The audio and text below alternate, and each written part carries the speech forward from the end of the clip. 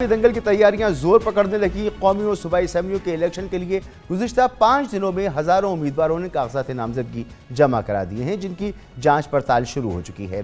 جاری کردہ انتخابی شیڈول کے مطابق الیکشن کمیشن 25 سے 30 دسمبر تک انتخابی کاغذات کی جانچ پڑتال کرے گا۔ اس مرتبہ کاغذات نامزدگی کی جانچ پڑتال کا مرحلہ اس لیے بھی اہمیت کا حامل ہے کیونکہ تحریک انصاف کی مرکزی قیادت سمیت اہم رہنماؤں کو مقدمات کا سامنا ہے، جبکہ دوسری جانب نواز شریف اور جہانگیر ترین کی تاحیات نااہلی کے حوالے سے بھی سپریم کورٹ کا فیصلہ آنا باقی ہے۔ کاغذات نامزدگی کی اسکروٹنی کے بعد امیدواروں کی حتمی فہرست جاری ہوگی۔ سیاسی جماعتوں کے قائدین کئی حلقوں سے میدان میں اترنے کو تیار ہیں۔ ایک جانب نامور سیاستدانوں کے دلچسپ اور کانٹے دار مقابلوں کی توقع کی جا رہی ہے تو دوسری طرف کئی بڑے سیاستدان انتخابی عمل سے باہر ہیں۔ آج الیکشن کمیشن کی جانب سے جاری کردہ اعداد و شمار کے مطابق ملک بھر سے 28,626 امیدواروں نے کاغذات نامزدگی جمع کرائے، جن میں قومی اسمبلی کے 266 حلقوں کے لیے کل 7,713 کاغذات نامزدگی جمع ہوئے، جبکہ چاروں صوبائی اسمبلیوں کے لیے کل 18,546 کاغذات نامزدگی جمع کرائے گئے۔ ملک کی تمام بڑی سیاسی جماعتوں کے قائدین نے ماضی کی روایات برقرار رکھتے ہوئے اس الیکشن میں بھی ایک سے زائد حلقوں سے کاغذات نامزدگی جمع کرا دیے ہیں۔ کس حلقے سے کون امیدوار ہے اور کون کس کے مد مقابل ہے، یہ آپ کو بتاتے ہیں اس رپورٹ میں۔ گزشتہ انتخابات میں جیت کا سہرا سجانے والے نامور سیاستدان اس بار انتخابی دور سے باہر ہیں، جن میں سابق وزیر اعظم شاہد خاقان عباسی، چودھری شجاعت حسین، سابق وزیر خزانہ مفتاح اسماعیل، اسد عمر، سابق گورنر سندھ عمران اسماعیل، سابق وفاقی وزراء میں علی نواز عوان، علی زیدی، خسرو بختیار، صداقت علی عباسی اور فاروق حبیب سیاسی میدان سے دور نظر آتے ہیں۔ ہم ایک مختصر سی یہاں بریک لیں گے اور 1 منٹ کے اندر واپس آئیں گے اور اس کے بعد ہم بات کریں گے۔ اجمل جامی صاحب ہمارے ساتھ موجود ہوں گے، جن سے ہم پوچھیں گے کہ خاص طور پر لاہور میں جو سیاسی دنگل ہونے والا ہے اس میں کتنے دلچسپ مقابلوں کی توقع کی جا رہی ہے۔ Welcome back. بریک سے پہلے تفصیل سے ہم نے آپ کو بتایا کہ پنجاب میں الیکشن کی گہما گہمی کس طرح کی ہو سکتی ہے اور کون کون امیدوار وہاں پر انتخابات میں حصہ لے رہے ہیں۔ مزید جانیں گے، ہمارے ساتھ موجود ہیں جناب اجمل جامی صاحب، دنیا نیوز کے پروگرام نقطہ نظر کے میزبان ہیں۔ بہت بہت شکریہ اجمل جامی صاحب، آپ نے وقت دیا۔ فرمائیے گا کہ پنجاب ہمیشہ سے مرکز نگاہ رہتا ہے جب بھی عام انتخابات ہوتی ہیں اور پنجاب میں بھی لاہور کو خاص اہمیت حاصل ہوتی ہے۔ اس بار بھی یہاں سے چاہے نواز شریف ہوں، شہباز شریف ہوں، حمزہ ہوں، مریم ہوں، بلاول ہوں، خود عمران خان ہوں یا علیم خان ہوں، سب مرکزی قائدین جو ہیں وہ حصہ لے رہے ہیں انتخابات میں۔ تو کس طرح کے مقابلے اس دفعہ توقع کر رہے ہیں ہم 2024 کے انتخابات میں اور کیسی گہما گہمی ہو سکتی ہے؟ بالکل مسعود، بہت شکریہ آپ کا۔ اس کا اندازہ ہم ڈیٹا سے لگائیں گے، کیونکہ اگر ہم 2018 کا ذکر کریں تو تب جو کاغذات نامزدگی تھے وہ 21,426 تھے قومی اور صوبائی اسمبلی کے مجموعی طور پر، لیکن 2024 میں ہم دیکھ رہے ہیں کہ اس شرح میں اضافہ ہوا اور یہ 28,686 ہیں۔ بڑے مقابلوں کی جہاں بات کریں N130 ہے لاہور کا، جہاں پہ نواز شریف صاحب کے کاغذات نامزدگی بھی جمع ہوئے، وہاں پہ ڈاکٹر یاسمین راشد جو ہیں پاکستان تحریک انصاف کی مرکزی رہنما پنجاب سے، وہ مد مقابل ہوں گی۔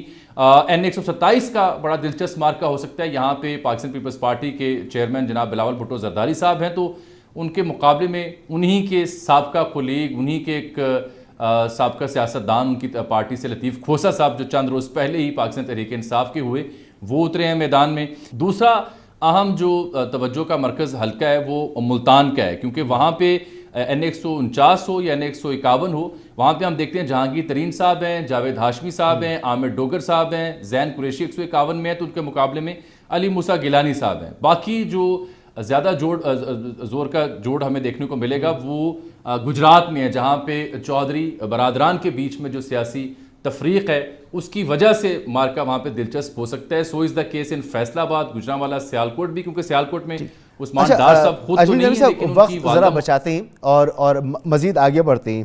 یہ بتائیے کہ آئی پی پی کے ساتھ نون لیگ کے اتحاد کی بات چیت ہو رہی تھی، کچھ ملاقاتیں بھی ہوئی تھیں، شہباز شریف صاحب اور جہانگیر ترین صاحب کی ملاقات کی بھی اطلاعات تھیں، لیکن اب ہم یہ دیکھ رہے ہیں کہ علیم خان صاحب جو ہیں وہ مد مقابل ہیں نون لیگ کی قیادت کے ساتھ، تو یہ سیٹ ایڈجسٹمنٹ نہیں ہو سکی یا ابھی بھی گنجائش باقی ہے؟ کیا صورتحال ہے؟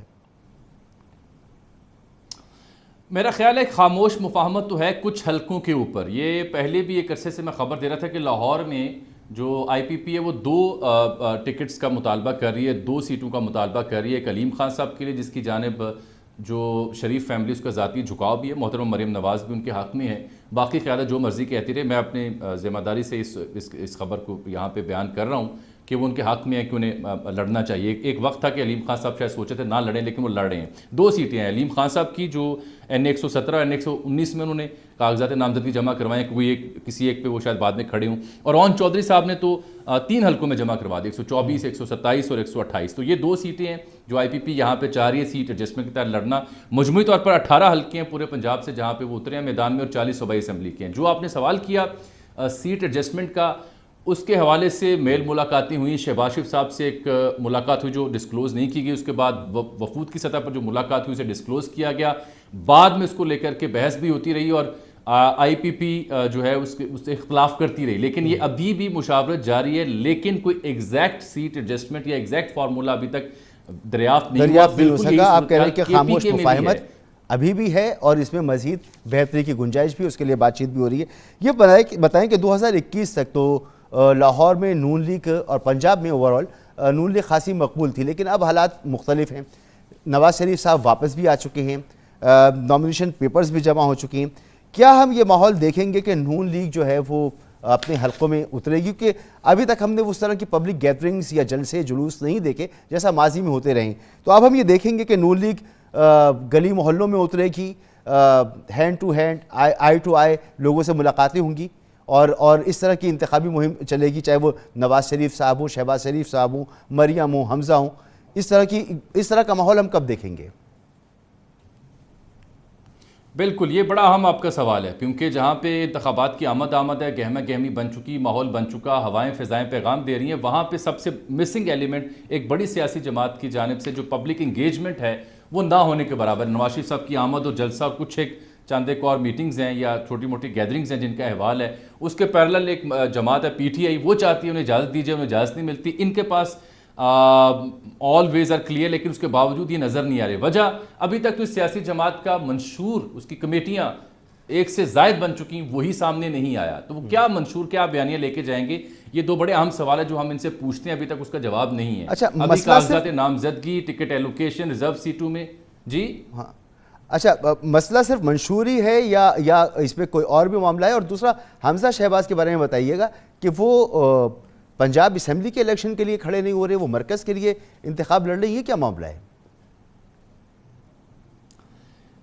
مسعود صاحب، اگر آپ پاکستان مسلم لیگ نون کی جانب سے جو ریزرو سیٹس کی فہرستیں آئی ہیں، چاہے وہ قومی اسمبلی کے لیے ہوں یا صوبائی اسمبلی کے لیے، ان کا اگر آپ بغور جائزہ لیں تو وہ خود آپ کے سوال کا جواب دیتی ہیں۔ مثال کے طور پر اگر آپ دیکھیے کہ ان فہرستوں میں ہم دیکھتے ہیں کہ جو محترمہ مریم نواز ہیں یا ان کا جو کیمپ ہے اس سے جڑی جو شخصیات ہیں، ان کی پذیرائی یا ان کی جو فہرست میں نمایاں ہونا ہے وہ واضح ہو رہا ہے۔ اس کے برعکس جو شہباز شریف صاحب یا حمدہ شہباز صاحب کے ساتھ جن لوگوں نے کام کیا، وہ اول تو فہرست میں اس طرح سے ہیں نہیں، اگر ہیں تو ان کی درجہ بندی کافی نیچے ہے۔